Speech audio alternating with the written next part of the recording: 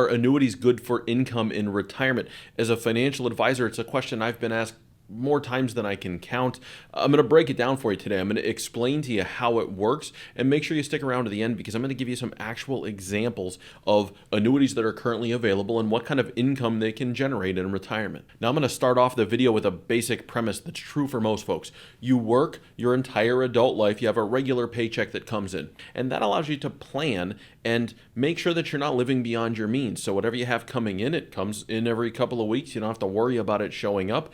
You spend less than you make, you put away some money for the future, and that works for like 40 something years until you get to retirement. And then you retire and it all changes. For a lot of people, when they retire, they don't have regular recurring income that is enough to pay all of the bills and exist. So if you have your Social Security and you have whatever your expenses are and that's all you've got, chances are good you've got an income gap there. And so you get to retirement and you say, I gotta figure that out. That's where annuities can come in. So rather than just the 4% rule, I can draw 4% from my portfolio amount over the course of a year and not have to worry too much about depleting my assets. There are times in history where you would have run out, but generally speaking, that's considered a normal withdrawal rate. That's why there's a 4% rule.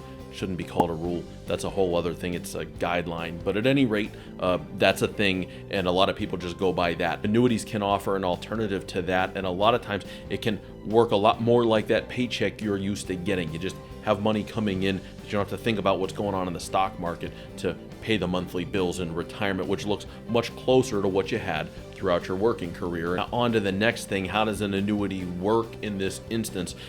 To explain how all the different types of annuities work and their costs and their benefits and all of this, I mean, we'd be here for hours, we'd be here for days. I'd have to live stream and like not sleep. I'd be one of those like 24-hour live stream guys, and I'm not prepared to do that. So what we're going to do is we're going to pick two different types of annuities that are commonly used for income, and I'm going to break them down.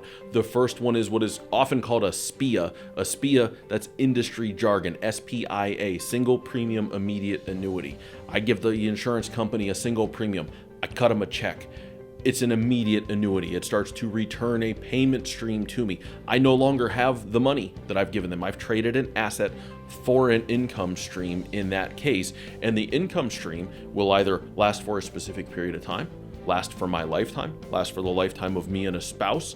There are all different variables that come in there, but essentially what's happened is whatever the amount of the check that I wrote to them was, I don't have that anymore. I now have a promise from the insurance company to pay me an income stream subject to my terms.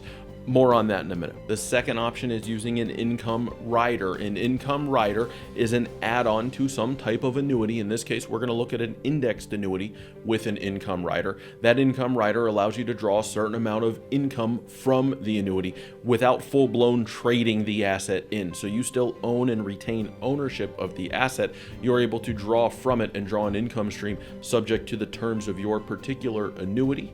But you would have a lifetime guarantee typically with that income rider. So you'd say it's for my lifetime or the lifetime of me and my spouse. The income will continue to come in even in the event that I draw the account all the way to zero. I still receive the income. That's the trade-off for the rider. I add this thing to my account. It will guarantee me income, but I don't have to full-blown trade my asset. I don't have to give it to the insurance company to do it. The account's with the insurance company and they allow me to draw the income stream. By the way, if you haven't been here before, I said it in the beginning of the video, but my name's Antonio Cibella. I'm a financial advisor who works with folks who are planning their retirement. Maybe they're already retired. If you're enjoying the video, subscribe to the channel. Come back, see us another time. And while you're down there around the subscribe button, go a little lower in the description. I've got a link to sign up for our email newsletter a couple of times a month. We email out timely information to folks, again, looking to retire, maybe already retired, that they can find beneficial. I hope to see you there. Now we're going to get into the nuts and bolts, what this thing actually looks like. And so here we go. I had to make some assumptions here just to be able to get you some numbers. We're going to assume that you're putting $250,000 into one of these vehicles to create an income. We're going to assume that you're 65 years old. We're going to assume that you're looking for income guaranteed for your lifetime. And then we're going to assume that you want the income to start essentially right now. For most of these things, if you put money in and you didn't need to draw the income right away, they can continue to grow and defer because the insurance company gets the use of that asset. So they'll allow the income stream to grow. In this case, just for simplicity's sake, we're saying I'm putting the money in now. I'm expecting an income stream to start essentially right now. So what does that look like? First off, we're going to go over the SPIA. Remember, this is the one where you're trading the pile of money for an income stream. I ran some quotes. I pulled out a random one. This is not to say this is the best one that you can find. This is just simply, again, I needed an example to give you, and so here we go. 65-year-old, $250,000 goes in. You trade the asset for the income stream, and the income stream in this case would equate to a little more than $1,482 per month. So you would draw that as long as you were living. And if you look at the example I give here, it says with 10-year period certain. That's your little bit of protection of what if I pass away too soon. So you can't outlive the $1,482. That comes as long as you're around. In the event that you pass away early, in this case, less than 10 years, they would continue to make that payment to a beneficiary for 10 years. Now let's do a little bit of simple math. If you look at what that distribution is, it's going to equate to a little less than $18,000 per year that you drew from that $250,000 pot of money. Certainly better than 4%. It's a 7 and change. I think 7.11% is what I had calculated out distribution rate. So you're able to draw more income from a smaller pool than simply looking at a 4% rule. But in this case, because you no longer have the asset, you've got to stick around to win, right? To beat the insurance company, you're going to need to cash enough $1,482 checks to make back your $250,000 plus some. In that case, you win. If you passed away before that, the insurance company's going to win.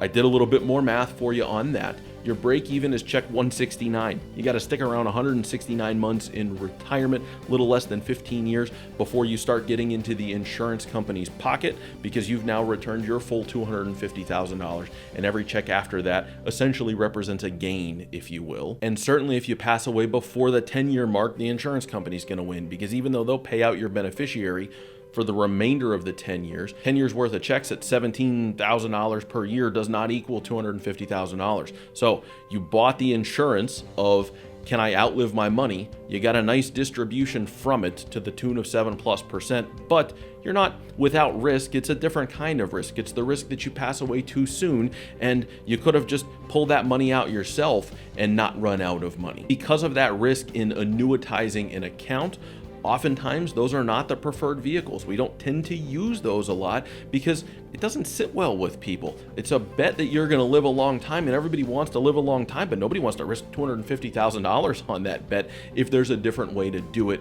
That's where the riders come in. That's what I'll show you now. Now, on the indexed annuity that I ran, remember, this is a case of you're not going to trade the account value to create the income stream. You're going to utilize an income stream from the account value, but in the event that you pass away and there's still value left in the account, it is fully payable to your beneficiaries. They don't continue the income stream. They just say, listen, Dad was drawing this money from his annuity. He passed away. Here's what was left in the account. It's payable to you upon his passing. So it works a little bit different because you're not giving up ownership of that asset like you would in the first example. Because of this, as I said, these have become a more popular way to draw income from annuities in retirement. Also, the way a lot of these are structured, the payouts are very similar. So in this case, it just so happens that at 65 years old with the same parameters, $250,000, single life income, check will continue as long as you're around. You're going to be able to draw a 7.1% distribution, which equals $17,750 in the first year if you drew it out. Now that's going to deplete your account value, and while these accounts can earn interest, generally speaking, when they ratchet up the income amount, they ratchet down the gain that you can make from the account. So while there still would be the potential to earn some interest, this is far from a growth asset. This is an asset that's to be used for income purposes. But as you can see, still far better than a 4% withdrawal rate. You're able to draw a larger portion from a smaller pool of money. And in this case, you can do it without completely giving up ownership of the asset. Now, a couple of things to consider in all of this. As I said at the beginning, annuities are not right for everybody, but one of the positives that they bring is to be able to utilize them to create income in retirement, to create that paycheck for yourself so you have regular defined income coming in that is not subject to the return of the stock market. The second thing it can do, as you see, is that it can allow you to draw more than 4% from that piece of your portfolio to create income, which may allow you to preserve additional assets still in the portfolio for fun stuff, for passing on to future generations, to giving to a charity or a church, etc., because you may not need to use that money for regular income if you can solve enough income via the annuity. As I said, they're not right for everybody, and they certainly aren't. If you're interested in seeing how this can fit in the broader picture, how this fits into a retirement plan, I'll show you. I got a lot of videos about retirement planning. I'll put one right here that goes over our bucket planning strategy, how we layer out finances for clients when they're coming into retirement to have ready access to some money, have some additional funds that are generating income for them, but still preserve some money for growth for the future. It's a good way to look at retirement, in my opinion. If you're interested in finding out about it, click that video. You'll learn all about it.